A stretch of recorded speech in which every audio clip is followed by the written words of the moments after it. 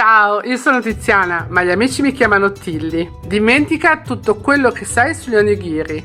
Oggi prepariamo un morso che sfida le regole, un cuore cremoso, un mix travolgente di dolce e salato e un ingrediente segreto che non ti aspetti. Fidati, ne vorrai ancora. Allacciamo i grembiuli e cominciamo. Mettere in un pentolino 2 tazze di riso, poi sopra le 2 tazze di riso ci aggiungiamo della stessa misura 2 tazze, sempre e mezzo, però deve coprire il riso, 2 tazze e mezzo di acqua, ecco qui, da mezza. E adesso che abbiamo messo l'acqua lo lasciamo 30 minuti a riposare dentro l'acqua, il riso anche coperto così non si impolvera, e tra 30 minuti lo cuociamo. Intanto in una ciotolina mettiamo un cucchiaino di sale, un cucchiaino di zucchero e poi mettiamo un cucchiaio di aceto di riso e mescoliamo.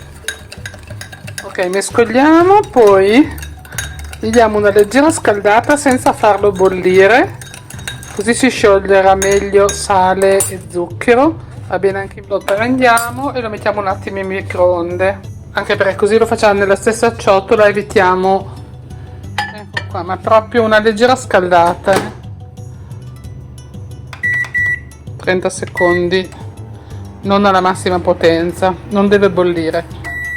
Ecco qua, fatto, appena un po' tiepido, fuori dal freddo e non sta bollendo.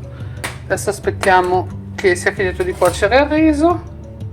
Ora facciamo il nostro ripieno per l'onigiri, ci mettiamo dentro i ceci, poi mettiamo 6 datteri,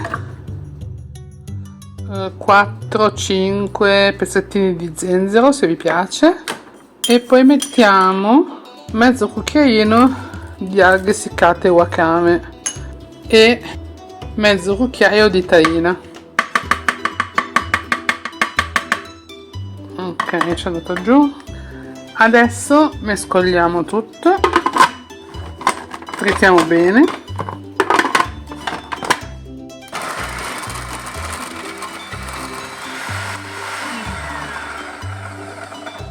Diamo giù bene con una spatola e gli facciamo fare un altro po' di giri in modo che si amalgamano bene tutti gli ingredienti.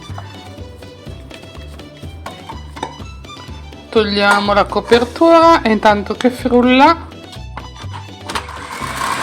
mettiamo l'olio a filo.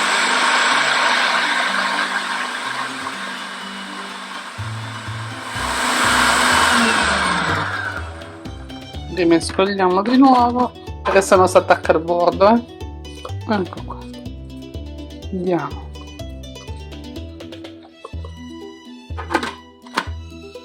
Un altro po' di olio. Dopo vi do la dose dell'olio, però ho misurato la bottiglia.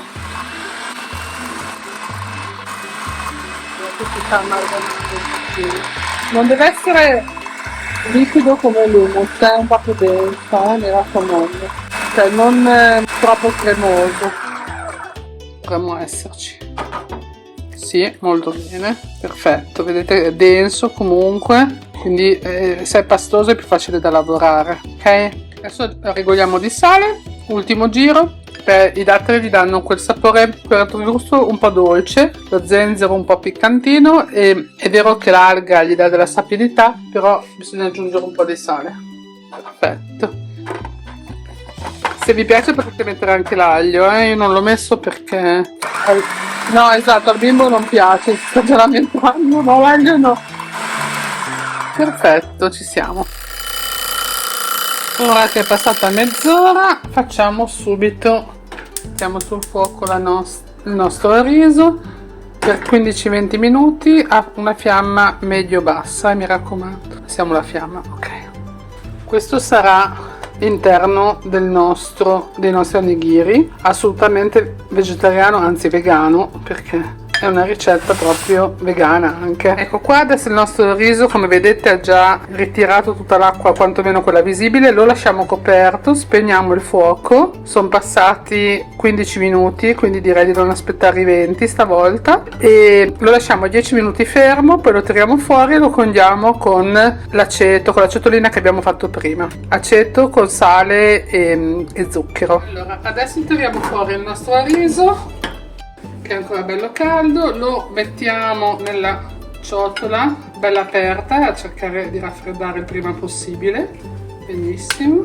Poi adesso mettiamo dentro questo po' di aceto e zucchero e mescoliamo. Ci vorrebbe un ventaglio come fanno in Giappone, ma io ho un altro sistema anche per farlo raffreddare più rapidamente. Guarda bene come sta fumando bene, faccio vedere che sistema usa la mamma, io all'italiana meno al giapponese.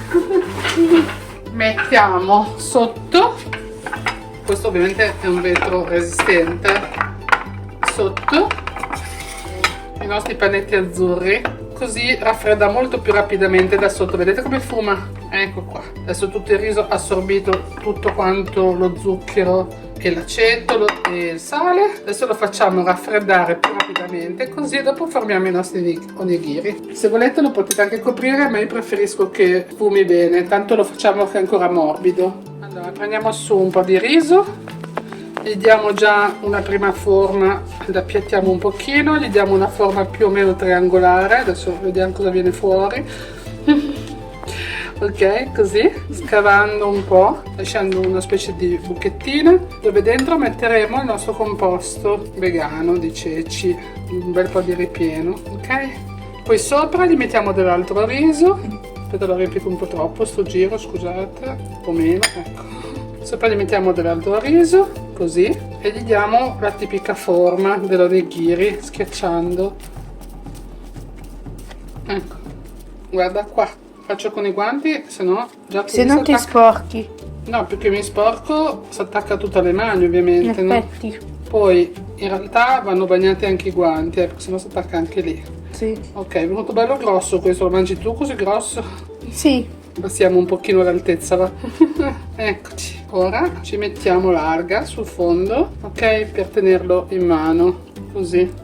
Così non ci si sporca le mani col riso, non è proprio triangolarino. Come i giapponesi. È bello gigante, sì, come i giapponesi. Vai, e lo appoggiamo qua sopra. Ok. Adesso faccio gli altri, poi vediamo alla fine. Ah, eccoli qua, non male. Qua ci abbiamo messo un po' di zenzero per rinfrescarci. Ah, non sono male, sono giganti, però devo dire che sono venuti abbastanza benino. E tengono bene in verticale anche, quindi perfetto. Ottimo. Come primo tentativo, niente male. Adesso li assaggiamo. Buon appetito!